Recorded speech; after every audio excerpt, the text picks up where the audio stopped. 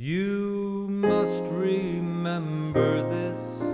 A kiss is just a kiss, and a sigh is but a sigh. The fundamental things apply as time goes by. Welcome everyone. Today's tutorial is on As Time Goes By, and as always I checked around YouTube to see what other tutorials up there so I can try to make mine a little different. But I think basically I'm going to cover the basics. And I'll do two things in this video. I'm going to do the chords with the left hand and use inversions so that I have smooth voice leading. And then I'm going to show you some reharmonization possibilities using open voicings. F minor 7th, and that's B flat dominant 7th. Now this next chord, B flat minor 6th, it's the same chord as G minor 7 flat 5. You see, if you invert the chord, you get B flat minor 6th. So I think I'm just going to use this inversion and think of it kind of as a G minor half diminished chord, or G minor 7 flat 5. And then just by changing these two notes, I can get back to B flat again. Okay, so from the top.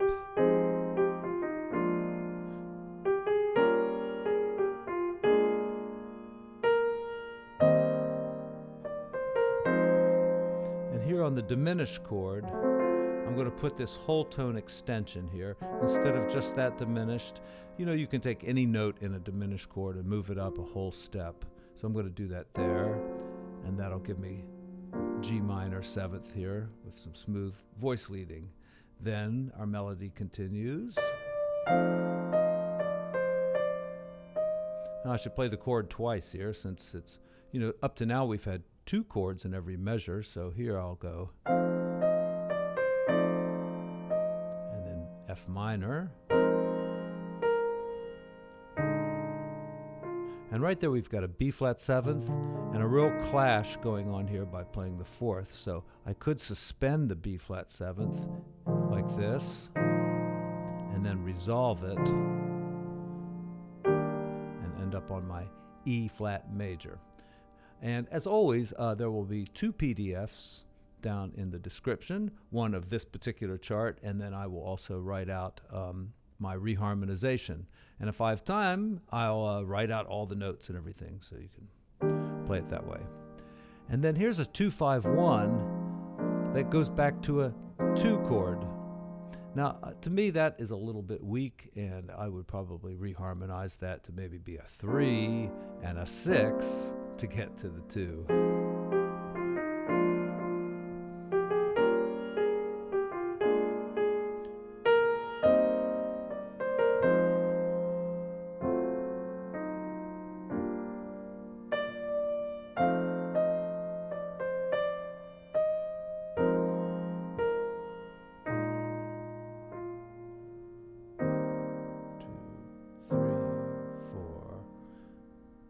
We've got B flat minor 7th and E flat 7th to A flat. Now I'm getting a little low down here, so why don't I take it up here, and then I could end on A flat there.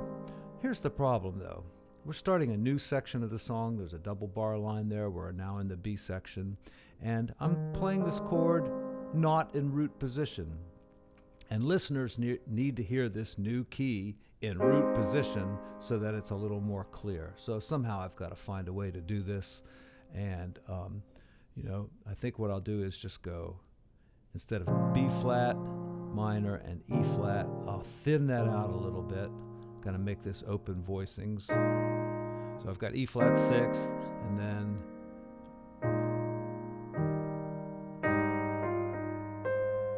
all right. And there I've got just enough of the chord. I don't have the 3rd, but I'm going to the 3rd. Maybe I could put it in here, but then I'm doing open voicings. So maybe here.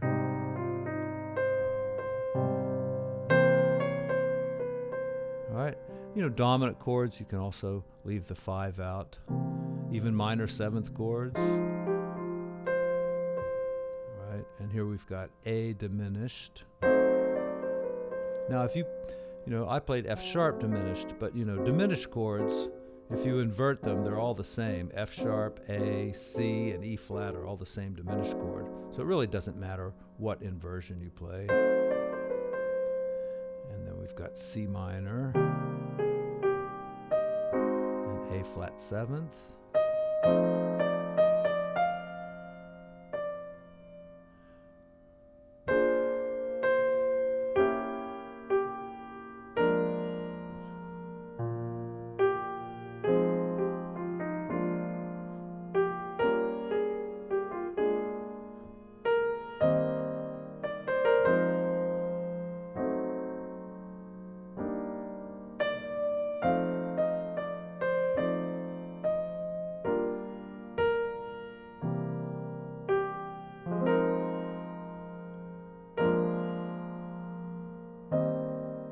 See, it's okay to invert like that B flat seventh there, because you're ending on the, you know, the tonic chord here in root position.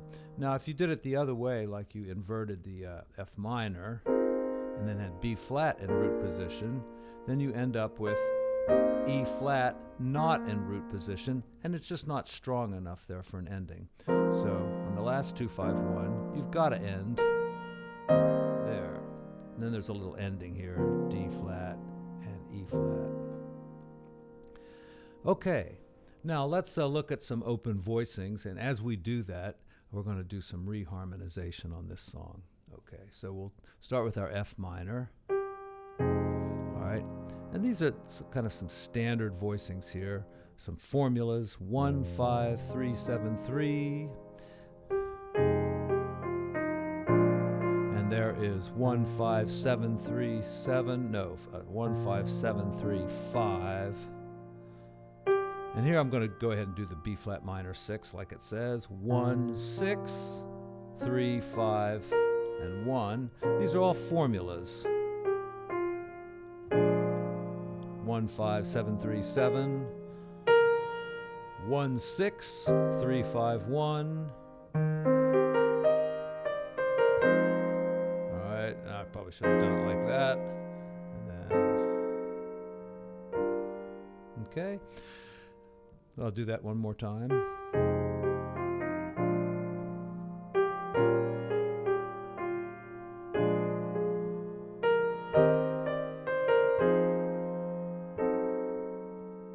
Now, there's absolutely no guesswork going on there. Pretty much just following these standard formulas. Now, let's do a little reharm on this. We got F to B flat, but check this out. I said before that the B flat minor 6 chord could be thought of as a G minor 7 flat 5, because it's the same notes, right? Same notes as B flat minor 6, G minor 7 flat 5. And I'm just going to go through the cycle of fifths here and go da, da, da. See, da, dee, da, da. Minor, dominant, minor, dominant. And I could make a minor 7 flat 5s. And with the melody on top.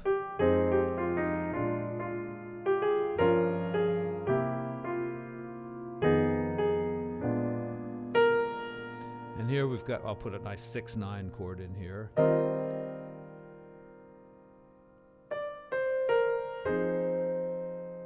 Now, this is a pretty good change written in the book here. But you could go to the 4 like that, you see. And then we're doing what we call the move. It's 1, 4, 3, 6. So, and then the 3, and then the 6. Now here, F7's a great chord, but I got this one from my first jazz piano teacher. A flat major 7. All right. Now, I don't know exactly what reharmonization rule that is. It's just a nice chord, it works. And then look, just going to an A minor 7 flat 5.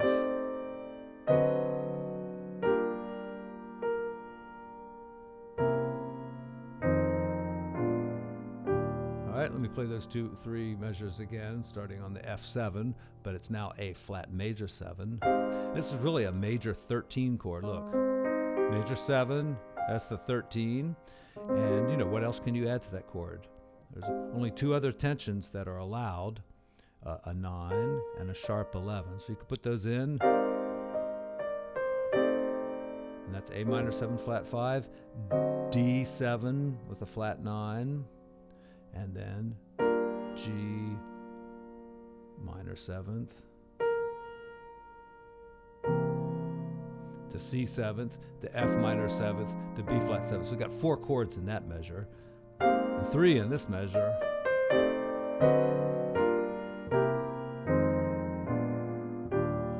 All right, and this is another good spot to just do the move, because that 3-6 there takes you right back to the top.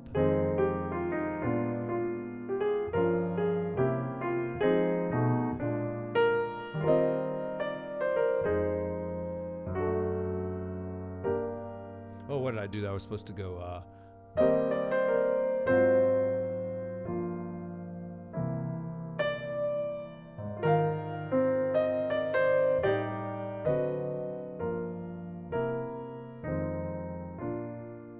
okay, and you hear how bad that, my teacher used to always call that a church chord, you know, because if you're playing all these rich chords, you know, and then you play a basic triad there, it just doesn't sound like it fits in with the rest. So a better way, of course, is going to be, you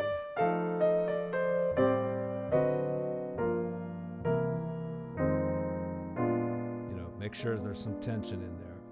Flat 9.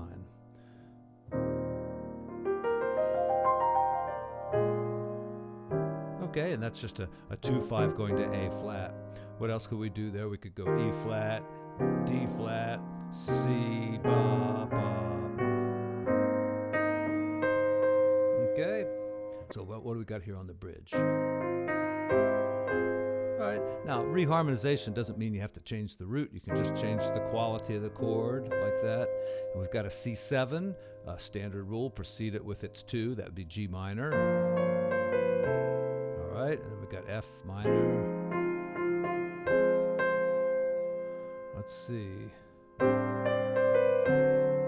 Yeah, I did A minor to D because I want to get to G minor here, then go to C. And then what do I want to do? So I can do the same kind of thing, do that A flat thing, and then A minor flat 5, D.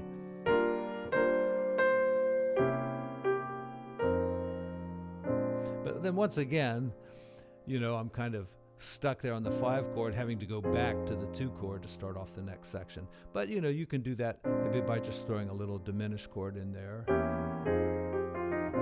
All right. So a lot of times these reharmonizations actually kind of make the song a little bit more 2-5-1-ish, you know, because you're putting 2 5-1s in where there was just a 5 and things like that. And so, you know, you want to do other things sometimes too. So that would be maybe a spot to not worry about the 2-5-1 or the 3-6-2-5-1 progression. Let's see what else we could do.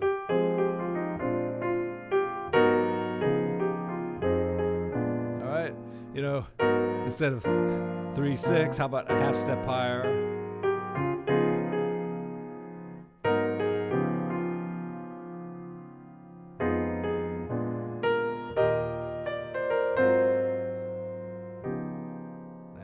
Doesn't work with the melody, so forget that idea.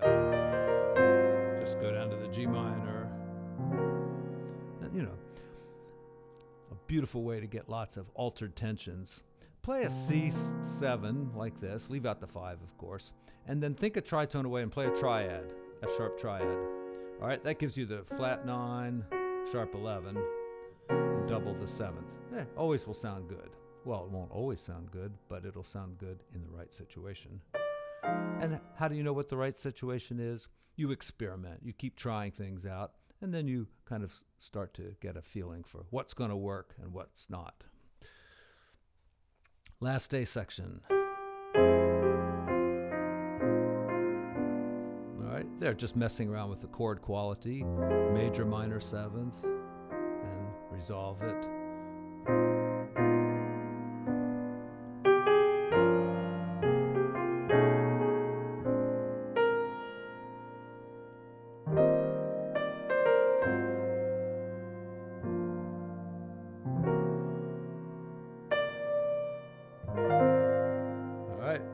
A flat with a B flat triad over it is going to give you that sharp 11 sound. All right? I mean, you should just know that. I mean, how can you know it? You can't know everything. I'm not saying you should know it, but I mean, that's why you're watching this video, right? So you can learn these things. If you take a major 7th chord, slap a super triad above it, supertonic, you know, just go up a step. They call that supertonic. You automatically get the 3 tensions that are allowed on the major 7th chord. So I played A flat like this and a B flat. Got all my tensions there. The only thing I'm missing really is the major 7th. So what?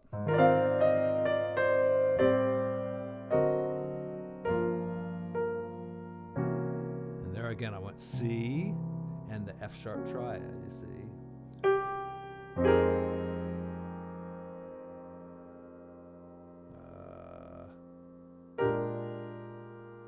I thought a long time and just came up with something simple. And then here. They tell you all the time, don't play the major 7th against the melody like that. Why not? It's beautiful.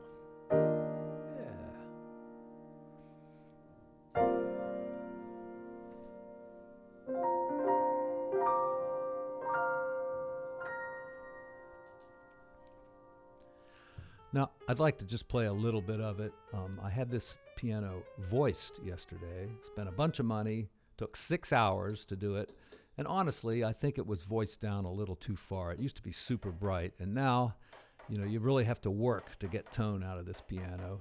And I tried some Rachmaninoff on it, and it didn't really impress me, but it's pretty nice for like classical kind of stuff. But anyway, just want to play a little bit so I can listen to the recording and see how it's sounding and decide whether I want the guy to come back and juice up these hammers a little bit, make them harder, you know, to get some more tone.